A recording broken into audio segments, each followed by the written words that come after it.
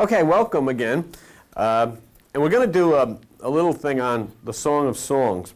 It's on page 576 for those of you who are here. And I've kind of titled it, What's He Like? What's He Look Like?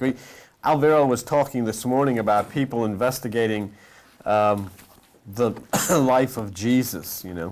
And when you start to get close to it and you look deep into it, basically you'll find out that Jesus tried, and the scriptures tried to provide you with a description of the sun in the sky, the sun god, the bridegroom.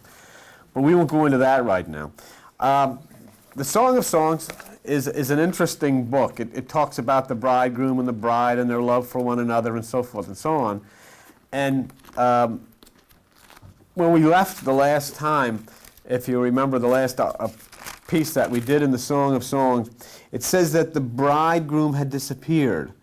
And the bride was looking for the bridegroom, and she couldn't find the bridegroom. And of course that's very religious sounding, you know. It is, isn't it? I mean, it's the Song of Solomon, and who cares? You know, I really would not be interested in reading that, other than if, for a standpoint of hearing some kind of a depression, and somebody said, well, read this, and so you pick up a religious book and you read something, but it's not relevant to you at all.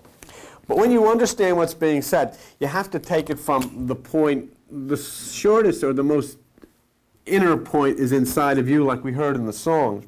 Then you move outward from that point to try to understand the meanings of things until you get outside of the earth and you move up into the realm of the universe, the cosmos, and so forth and so on. And basically, that which is deep within is called the microcosm, excuse me, not the macrocosm, the microcosm. That which is outside in the sky and the universe is called the macrocosm. And actually, there's no difference. Everything runs by the same law. That which runs within you runs by the same law as that which runs without.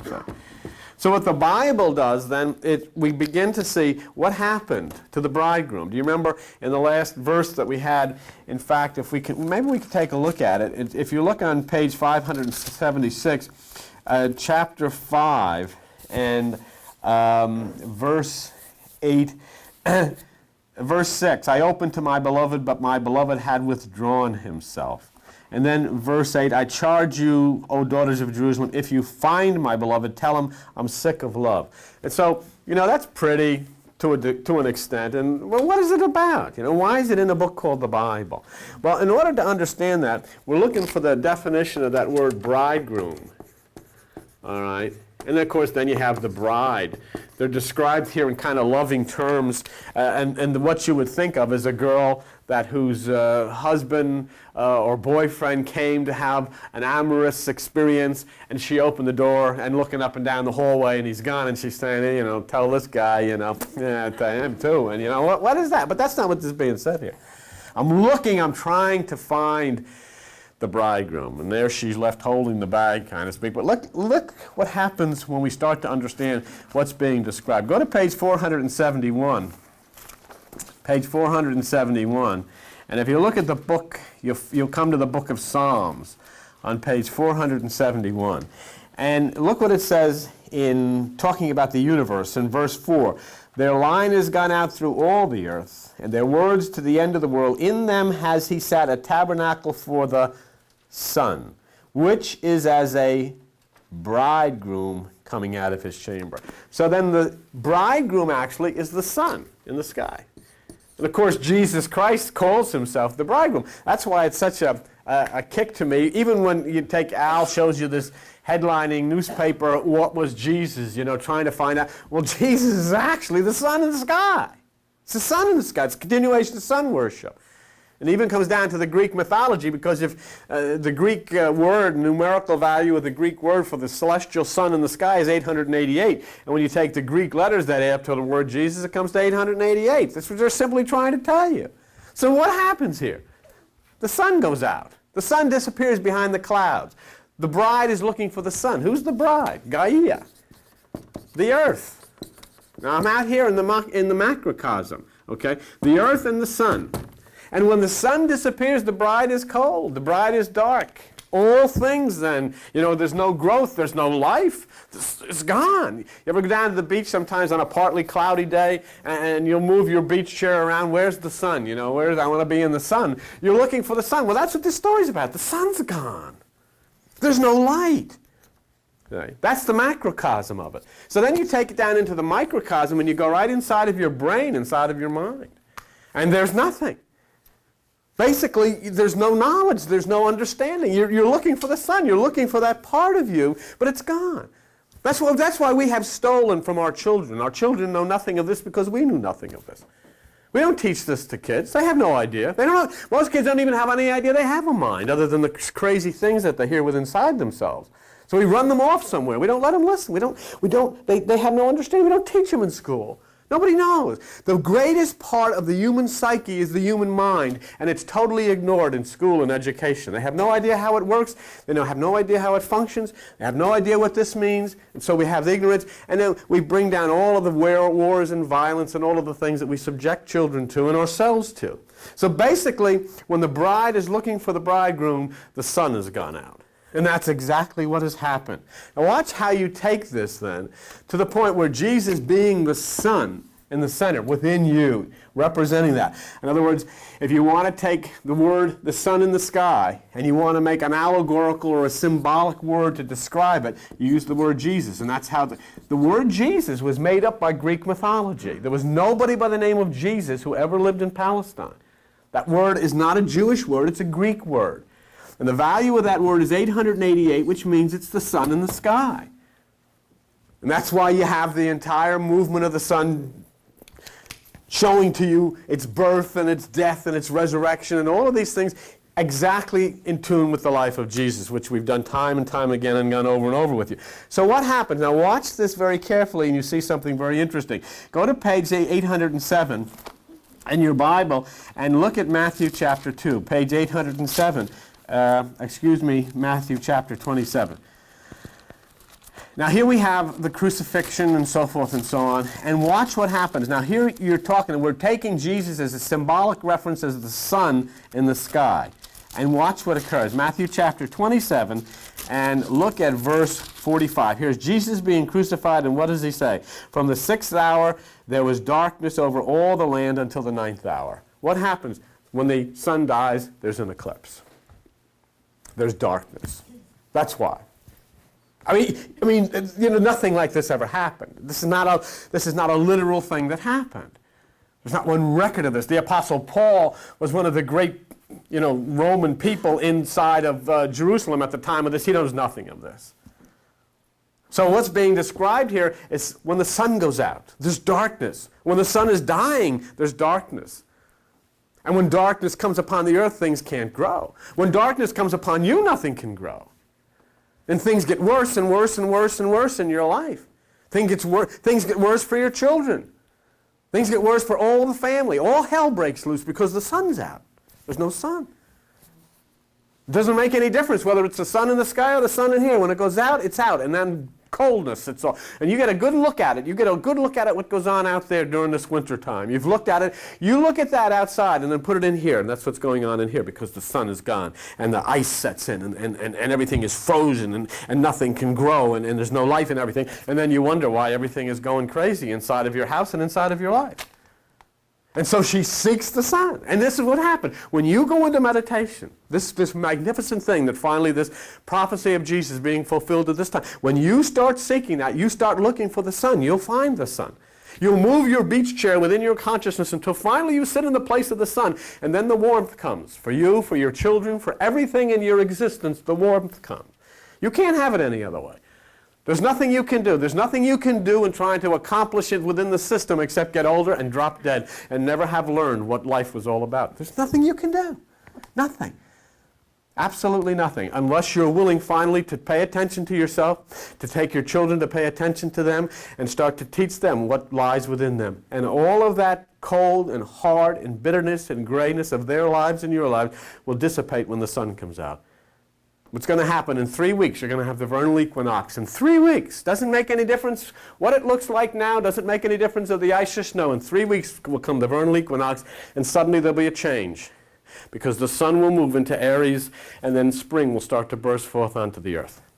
All things will change. Flowers will come out. The grass will grow in your yard. The little things, the mice and the squirrels will start having babies. And all life will burst forth because the sun will be risen up to its highest place. That's the macrocosm. But what's going on in the microcosm? It doesn't make any difference how hot or how beautiful it is outside. Inside of your mind may be the ice that's been laying in your backyard for so long. Cold, barren, lifeless. Because you haven't found the sun. You haven't come to the place of the sun. There's been no Passover within inside of you. The sun has not passed over from one constellation to another, and so the sun is gone. The sun is lost. And so then you say the same thing. I'm sick of all of this. But she says, I'm sick of love, and that's what you say. I'm sick of this. Well, it's not love. It's not the others. This is where you got to come to grips with it. It's me. It's not what's going on around me. It's me. It's not what the other person has done. It's me. Because I've allowed the winter of the soul to overflow and overgrow, and I am entombed in the ice of my own making.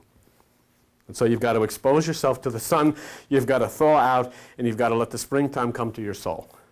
And you can't do that by reading a Bible. You can't do it by going to church. God, you can't do it by going to church because they're violent places.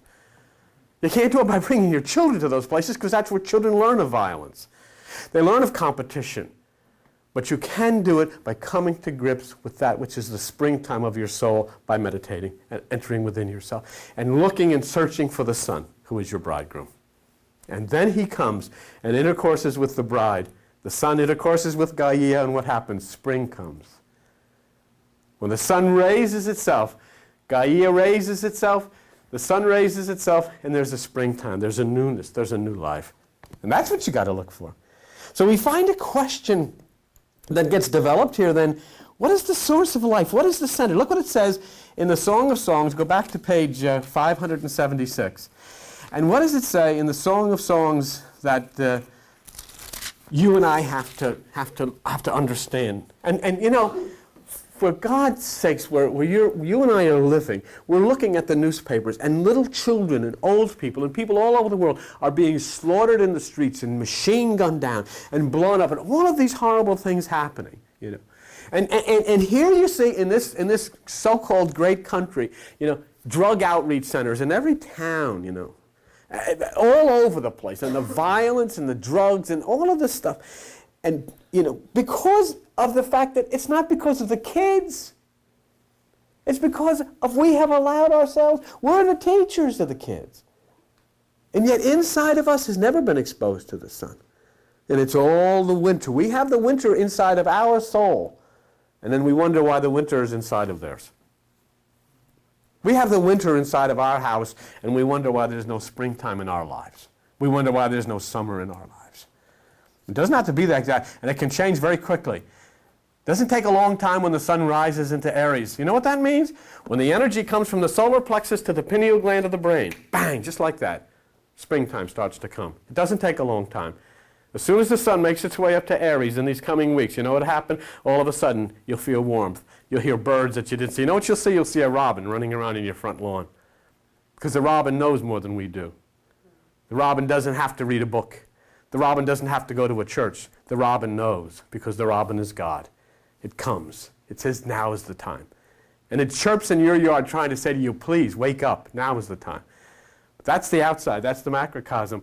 What's the inside? Isn't it time? And especially those of you who come here and have chosen the nonviolent path, and the non-allegiant path, and the non-patriotic path, and the non-warring path, isn't it time then that you pick up yourself and say, it's time for my household. It's time for me, that I will find the summer. I will find the bridegroom within. And so here's the question then in Song of Songs chapter 5 and verse 9. What is your beloved more than another beloved? O fairest among women. In other words, that which is spirit within you. What's so big? What is so wonderful about this? What is your beloved more than another? You know, why is it so important that you find this? What is it? What difference will it make in your life? You don't have to come here. Let's get something straight. You do not have to come here to accomplish this. Do you know that? You can do this in your house.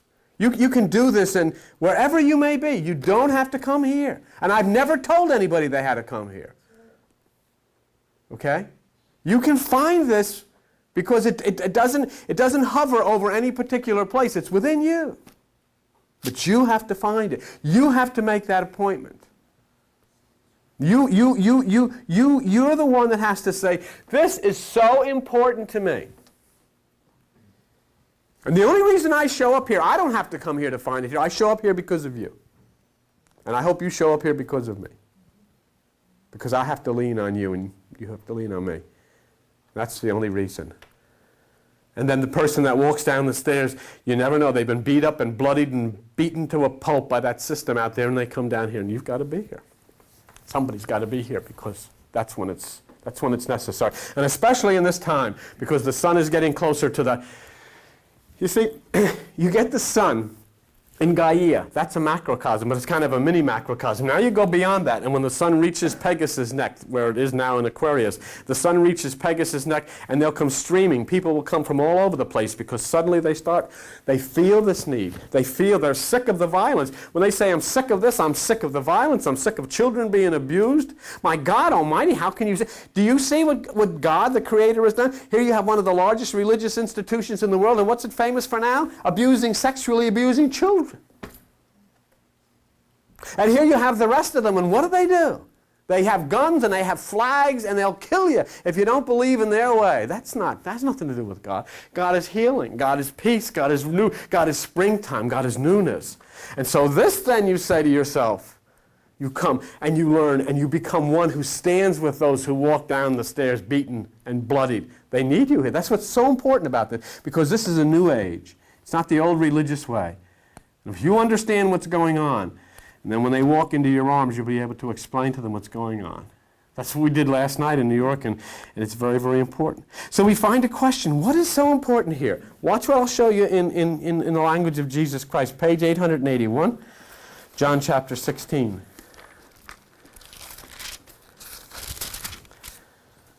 John chapter 16, page 881. Jesus Christ says something very important. He says it in verse 7. He said, I'm going to tell you something. It's expedient. In other words, it's important that I go away. For if I don't go away, the Comforter will not come unto you. But if I depart, I will send him unto you. In other words, as long as you've got a hero here, you're always going to be looking at me. You're never going to turn and look within yourself. That's what was so beautiful about Jesus and so misunderstood. He never came down here to say, hey, this is how wonderful I am. Look, this is what I can do for you. He said, you know what I got to do? I got to get out of here. Because as long as I'm staying here, you're going to be looking at me.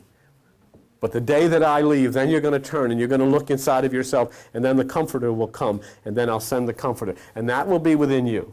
That Comforter will be within you. That touch will be within you. That special thing will be within you. Say, not me. So how does he say to find it? And here's the description. First of all, I want you to look. Let's look at this description of the city of Jerusalem. Jerusalem is nothing but a hellhole. The real Jerusalem that exists is a hellhole. Always have been. It's a place of divisiveness, a place where the Muslims are isolated over here, the Christians have their little glory spot over here, the Jews have their glory spot over here, and everybody hates each other's guts. And all they talk about is one day the Dome of the Rock will be blown up and we'll establish the temple there. Or the Christians say, well, you know, Jesus is going to come back and rule, and the Jews and the Muslims will bow down to him. I hate it all. It's sickening. Absolutely sickening. So it's a dump. I'll go to Key West any day. I wouldn't know any part of that place. But let me tell you something. When you look at Jerusalem, how is it described in the Bible? Go to page 953. Galatians chapter 4. And verse 25. Well, in verse 24, the Apostle Paul is saying these things are an allegory. That means it's symbolic. Verse 25, for this Agar answers to Jerusalem, which now is and is in bondage with her children. Jerusalem, the place that you see in the newspapers. The place where all the fighting goes on, all the hate goes on, all of the screaming and carrying on goes on. That's the place which is in bondage with her children. But look at the New Jerusalem. Look at the other Jerusalem.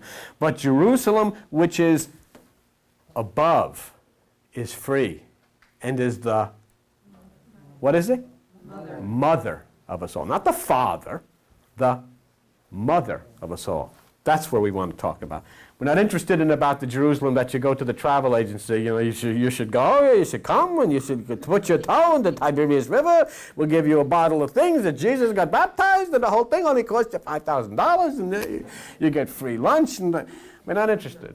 We're talking about Jerusalem, which is above and is the mother of us all, not the Father. And so that's the Spirit. That's the feminine principle who dwells within us. We want to go up into the Jerusalem, into the holy city. See, now the whole thing starts to unwind for you. You start to realize, where's Jerusalem? The seventh chakra is Jerusalem. The seventh chakra is Jerusalem. That's where you rise. The Kundalini rises up the spine and touches the pineal gland of the brain. It opens the right side. It opens the gate to the holy city, Jerusalem. That's why you have a Sabbath. Do you know what the word Sabbath means? Rest, but it also means 7. See? And what happens? You enter into the city of rest, which is the mind, the higher mind. It says you cannot take any burden into the city. On the Sabbath. You know what it means? You can't take any of your thoughts. Because you know what your thoughts are? Burdens. Your thoughts burden yourself and they burden everybody else that comes around you. At least mine do. It's all burdens. And so what does it say here? You know what your thoughts are? Worthless, meaningless, have nothing to contribute to anything. Of all the wonderful things that have been done in this earth by all of the inventions of man, we have almost totally destructed the planet Earth. Destroyed it. Nothing. Nothing. The teachers who try to teach us. And they teach us, and they teach us the alphabet, and they teach us arithmetic, and they teach us things so we can communicate with one another. And that's wonderful. I couldn't speak up here if I didn't have a teacher. I had good teachers. I used to cut, because you know, I used to cut school all the time. Because I had a difficult household. And I had a father who was a very tough man. He used to beat people up all the time. Throw people over banisters and blood, and the cops had come, and I had the cops at our house more than we had visitors. All the time it went on. You know, he was tough. So I went to the school, I went to the religious school, and they told me about God. He was worse than my father. I said, geez, I come out of this place, now I come into the school, and I got a guy here that's 10 times worse than the guy I had there. So you know what I said? I'm going. I took off. I left, went out the back door, didn't want any part of any of it. Disappeared. I used to hide in the woods like a hermit, little kid, little 8-year-old hermit hiding in the woods. We'd stay there until the sun started to go down and I'd go home with my books under my arm. Here I am, home from school. 6 months. Then they sent all these big guys. Never forget the big guys come in the house. We lived in this apartment at the time in Newark. Your son doesn't go to school. My mother didn't know. Oh, yes, he does. Then when they left, did you go? Yeah, I was. Then you never forget the day that they sent me back there. And, you know, then they threw me out. They didn't want any part of me. Because I kind of told them. I never forget, I had a nun say, you know, I'm frightened by you. And I should have known. I never knew what I knew now. I would have said, well, you ain't seen nothing yet.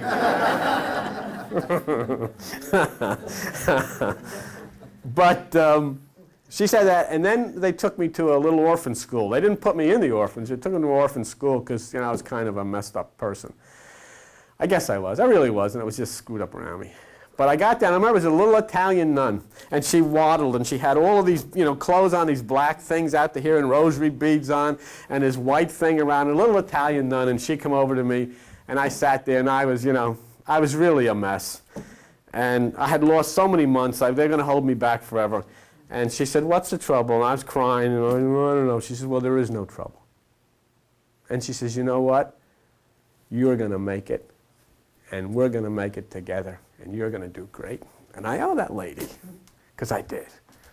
All I had to have was somebody be nice and understand me and understand why I felt the way I did. And put her arm around me, then I waddled off with this little Italian nun, and I never had another problem. And I just wish, wherever she is, I wish that every kid that's having a problem could run into her. So that was the story of my life. The story of my life. Jesus. But I can remember that nun saying, I'm afraid of you. And I often think of that. Jesus, she could sing me now. Yeah. Anyhow, so if we get to this part here, Jerusalem, which is above, is free and is the mother of us all. That's the higher mind. Now, Jesus said that he would send the Comforter. That's in the higher mind. That's the Christ consciousness. Now I want to show you something, and now that you know what just Jerusalem is, you'll be able to understand what Jesus is talking about. Would you go to page 863, please, and look at the book of Luke. You know, it's a funny thing when sometimes when I talk about that, I talk about the childhood and everything, and you know the people that get into trouble and so forth and so on. I've done it all. Been there. And all of a sudden, the cloud lifts from you, the cloud blows out to sea, the sun comes out, and everything's okay. It's all part of it. I'll never forget the night that we took a 6-pack of beer and jumped over the fence and drank it in the nun's backyard. Just, I didn't even like the taste of it, you know, but you had to do it. So that's your pastor and some of his background, you know, really great. Didn't go to school and drank beer in the nun's backyard, and here I'm teaching you. Aha! Like that. Just be patient. Okay, let's see what Jesus says about this, okay? Now, you understand what Jerusalem is? That's where you go in meditation. That's the holy city. That's the seventh. That's with the seventh chakra. Now, watch what Jesus says. You're on page 863. Look at Luke. And look at Luke chapter 24. And in Luke chapter 24, go to verse 49. Behold, I send the promise of my Father upon you. But tarry, wait in the city of Jerusalem until you be endued with power from on high. You get it? Wait in your meditation, and from the higher consciousness will come the power. And then you'll have it. Then you'll know. Every youngster, as soon as they understand, every mother and father should be waiting in that city, the holy city, until the power from on high comes. And it will come. And it will level all of these things, and the sun will come out, and the ice will melt, and the dark clouds will roll away, and things will start to be beautiful. And it is. It's so wonderful and such an opportunity for each one of us to do. It doesn't require us to go to church. It doesn't require us to spend any money. It doesn't require us to join anything at all. But it requires us to understand. See, the one thing that I ask you, and what I ask you to come is that you understand.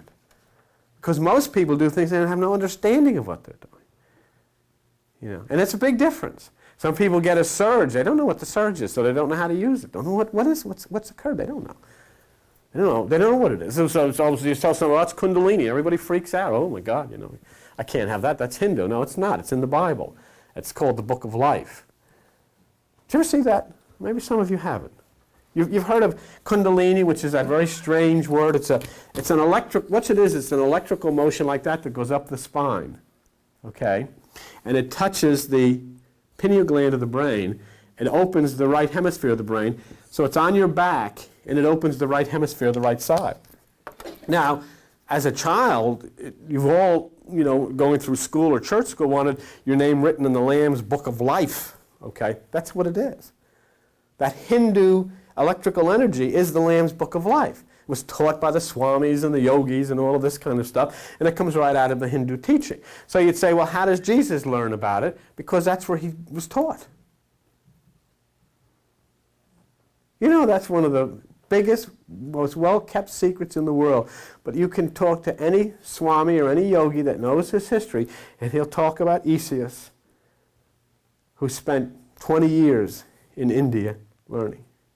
Don't forget, when Jesus in the Bible was 12 years old, he was in the synagogue teaching the rabbis. The next thing you hear, he's teaching Buddhism. The single eye, take no thought. The kingdom is within you. Cast your net to the right side. What happened here? Even the rabbi said, where'd you get this stuff from? And Jesus said, do you know where John the Baptist got his stuff from? No. John the Baptist did baptism. That's Buddhist. Nothing about baptism in the Old Testament. So Jesus said, well, when you find out where he got his stuff from, I'll tell you where I got my stuff from. Because he knew it's the same place. Okay?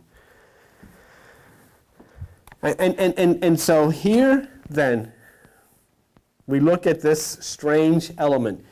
You sit in meditation, and as you're sitting in meditation with music or whatever, you feel this electricity inside of you moving up. Shakes you like. It's almost like it shakes you. And then it rises up the spine, touches the pineal gland, throws open the right hemisphere of the brain. Let me show you something. Let me show you about the book of life in the Bible. Go to the book of Revelation. Somebody yell out to me, what page is Revelation chapter 5 on? In those little Bibles. So if you have one of the big Bibles, it's on page 36. It's not going to... 1005. Right? Just look at it for a minute and see what I'm talking about. And it's very interesting. You there? Revelation 5? And I saw in the right hand, that's the right hemisphere of the brain, of him that sat on the throne, that's the higher mind, a book. Now where's the book written? Within, that's within you. And on the back side, that's the spine, sealed with 7 seals. That's Kundalini. That's the 7 chakra. Here it is in the Bible. Okay. A description. That's what you have to involve yourself in. So how do? You can sit in the bathroom, you can sit in your bedroom, you can sit wherever you want to sit. But you have to understand, you have to have some realization about that. Jesus was a teacher. You have to listen to the man. You have to understand what he's talking about. Buddha was a teacher. Krishna was the teacher. Muhammad was a teacher. They taught about these things. And we have neglected it. We've made up fairy tales about religion, taught them to our children, and the whole damn world is in an absolute state of anarchy. We've destroyed it. We have teachers. We have wonderful teachers. We have beautiful teachers in school. I'll tell you why teachers should be teaching religion in school. Because it's not religion at all. It's science. This has nothing to do with religion. This is energy. This has to do with the mind. It has to do with the brain. It has to do with the electrical currents inside the body. So you take all the religious words away and start to describe to people what happens. You want to get this crap out of your head that's driving you nuts, you and your family? Get into this. Sit down. Be quiet. Allow something, music in your ears, whatever, and then just sit and allow your mind to open up, and it will open up the right hemisphere of the brain. But you know who's starting to teach this now? Psychiatrists are teaching it, psychoanalysts are teaching it, hospitals know it, they're opening meditational rooms in hospitals. People all over the world are beginning to find out. You see it in newspapers, you see Bill Moyers has programs. He can have a 6-part series on television, Bill Moyers. He's a healing of the mind because it's scientific. Religion does not exist. There is no such thing as religion. Religion is nonsense. It's all science. It's all nature. Religion is just a way of allegorically teaching you about the workings of science and nature in your body and how you can bring your body and your mind into harmony with that which is the life of the world, the planet. That's all it is. And that's why the Apostle Paul says this is allegorical. That's why the Apostle Paul says, be not a minister of the letter. Don't take this literally, because the letter kills. That's why Proverbs 1:6 says, wisdom is understanding the dark sayings. You say, well, why don't they just come out and say it? Why do they write these things in all symbolisms? Because when you talk about water 20,000 years ago, or today, or 20,000 years from now, water will always mean truth, so you can always use that same word. And it doesn't make any difference whether you say water in Japanese, or water in African, or water in German, or water in English. Water is water, and water means truth. So when you understand the symbols, you understand the universal message, and that message can be preached forever, and it'll always be the same. That's why symbols are very important to be used, because symbols are a universal language that are the same to everybody. But you have to learn what it is. And it's not hard. It's very simple to understand it. You understand fire means spirit, you understand earth means you understand water means truth, you understand air means meditation. There's the 4 elements, bang. Once you understand that, you'll be able to understand everything. But you start to plug yourself into the science of nature, and then you destroy the war gods. You remember what the man told me that was a Sufi Muslim? Bill, you created Jehovah, and Jehovah said, I want you to take the land from the Arabs. And we created Allah, and Allah said, you go get that back. And he says, as long as there's Jehovah and Allah, there's war. And so we've got to kill the war gods and come to the universal mother, father, God of nature and of life and of the universe, and then there's peace. Not only in the macrocosm outside, but in the microcosm inside, for you and for your children. And understanding and working with this is the key to your life and to the life that is coming upon the planet now. Read the paper. Don't worry about it. They're going to blow each other to pieces. Just sit back and say, well, I told you. He told you. You don't want to be in those churches. You don't want to be in those places. You're better off under a tree. Not in a lightning storm, but other than that, better off under a tree. and just hug a tree and say, hey, you and me. And somehow there'll be a bird. That always happens to me in the summertime when I go out sometimes to sit under a tree in the backyard. And I'll never forget the time when I was just thinking and beautiful things of God, and all of a sudden there was a choir, and they all started singing. And I looked up, and there's about 30 birds up in the tree, and they all started singing at the same time. I said, that's great, because that's truly God. That's truly life. That's truly the new age of love and peace and holiness and harmony. And that's where we're going together. Thank you very much for sharing this.